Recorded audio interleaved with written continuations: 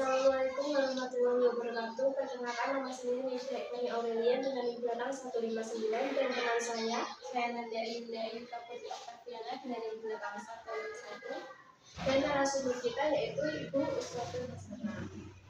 Di sini kami akan membahas mengenai perubahan kurikulum dari kurikulum K13 ke kurikulum K3.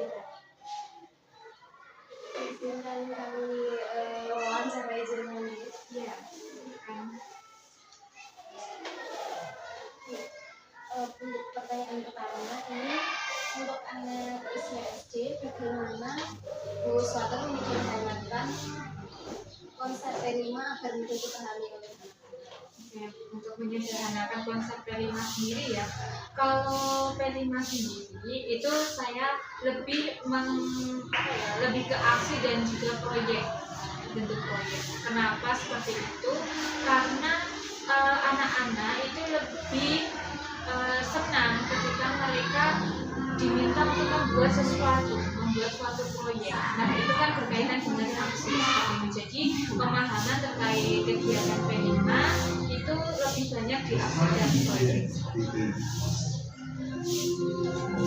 Selanjutnya, apa aja program P5 yang sudah dilakukan dan bagaimana hasilnya?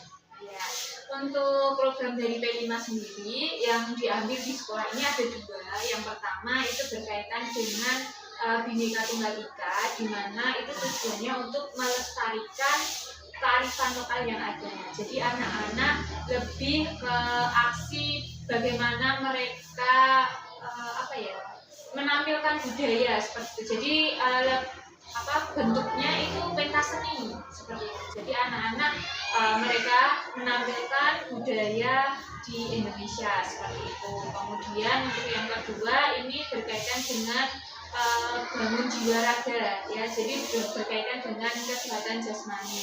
Anak-anak di sini lebih mengutamakan untuk kebersihan lingkungan, kemudian untuk kegiatan olahraga, jalan-jalan. Jadi di sekolah itu ada kegiatan setiap 1 bulan sekali, ada jalan-jalan di lingkungan sekitar.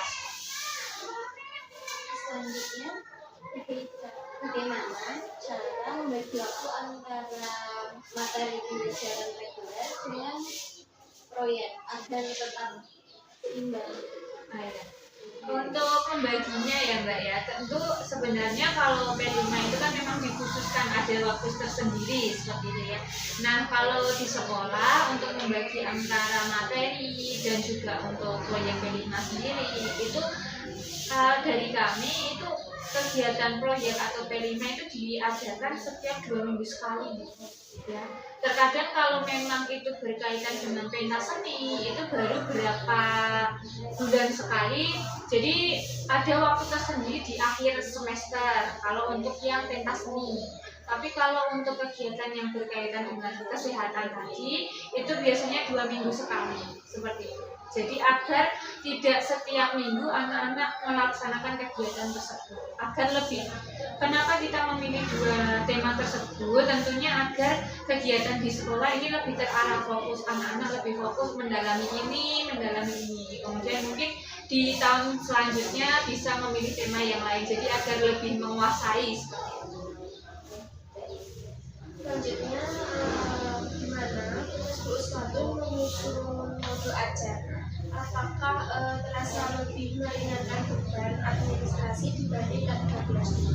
Ya, kalau dari saya sendiri ya untuk kurikulum Merdeka dan juga K13 tentunya untuk poin-poin dalam modul ajar sendiri terlalu banyak di kurikulum 13. Kalau modul ajar yang di kurikulum Merdeka ini menurut saya tidak terlalu rumit seperti di K13. Kenapa gitu? Karena kalau di kurikulum Merdeka ini kan materi pelajarannya kan terpisah. Jadi untuk modul ajarnya sendiri pun juga terpisah, tidak seperti dengan K13. Kalau K13 itu kan kita harus menggabungkan antara mapel 1 dengan mapel yang lain seperti itu. Namun kalau dirasa lebih ringkasnya itu ya, lebih ringkasnya memang lebih ringkas K13 karena langsung jadi satu seperti itu. Tapi untuk itu menjadi tantangan saya sendiri karena saya kesulitan untuk menggabungkan materi dari materi satu ke materi yang lain seperti itu. Jadi menurut saya lebih mudah di kurikulum merdeka. Kalau dari tugas sendiri, bagaimana jenengan mengkoordinasikan rangkaian pembelajaran dengan guru di kelas yang berbeda lalu masih satu kelas? Oh iya, ya di kurikulum ini ya, baru di kurikulum merdeka ini kan kita dibagi menjadi beberapa fase, 3 fase nih kalau SD itu kan ada fase A, B dan C ya. Ya, kalau saya kebetulan kan saya di kelas 4. Nah, itu berkaitan dengan fase di kelas 3 yang sama-sama satu fase B. Nah, kalau saya itu mengkoordinasikannya kita membagi materi. Ya, membagi materi mana yang disampaikan di kelas 3, mana yang harus disampaikan di kelas 4. Agar apa? Tidak terjadi timpang tindih. Nanti di kelas 3 sudah diajarkan, kelas 4 diajarkan, tapi ada materi yang belum diajarkan. Seperti itu.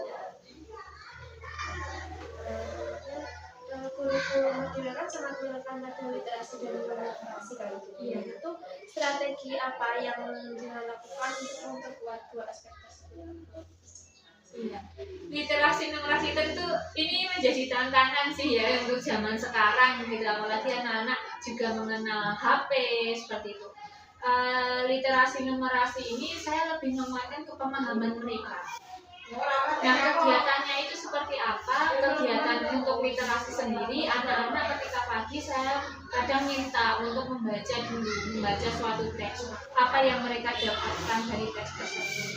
Kenapa saya lebih menguatkan di pemahaman? Karena kadang anak-anak itu cuma bisa membaca, tapi tidak memahami isinya itu apa. Kalau ditanya, nggak tahu Bu, ini isinya apa? Nggak tahu Bu, seperti itu. Kalau untuk numerasi, kalau numerasi itu kan berkaitan dengan hitung menghitung ya. Nah, kalau hitung menghitung memang menjadi apa ya, momok buat anak-anak seperti itu. Mereka takut untuk berhitung, apalagi perkalian. Nah, kadang kalau sebelum pulang itu anak-anak saya berikan tanya jawab terkait pembagian dan juga perkalian seperti itu, agar mereka terlatih untuk berhitungnya seperti itu. Untuk numerasi baru sebatas seperti itu, karena memang menjadi tantangannya karena anak-anak belum terlalu memahami perkalian dan juga pembagian. Ini yang terakhir, apa tantangan guru dalam menghadapi perubahan kurikulum ini? Ya, tantangan guru ya, tantangan sebenarnya banyak Mbak. Sebenarnya banyak, tapi yang paling ya ini, kalau dari saya sendiri, adanya perubahan kurikulum ini tentunya memberatkan guru gitu ya. Kenapa memberatkan guru? Karena kita harus beradaptasi lagi ketika ada kosakata baru, ketika ada struktur modul ajar yang baru, kemudian apalagi jika ada perubahan seperti K13 yang kemarin model tematik ke mapel lagi gitu ya. Jadi itu terasa sulit sih untuk saya sendiri gitu ya. Bagaimana menyesuaikan dengan perubahan kurikulum tersebut. Kemudian kan juga ada pelatihan-pelatihan lagi seperti itu ya. Nah, pelatihan-pelatihan ini kan juga menyita waktu gurunya ya. Belum nanti kalau tahun berikutnya ada perubahan lagi seperti itu sih. Jadi kalau terkait kurikulum ini terkait penyesuaian seperti itu. Apabila ada kosakata yang baru seperti itu. Cukup sekian wawancara kita pada kali ini. Terima kasih Bu Selatan. Ya, sama-sama. Membagi waktunya untuk kita, semoga bisa ketemu di lain.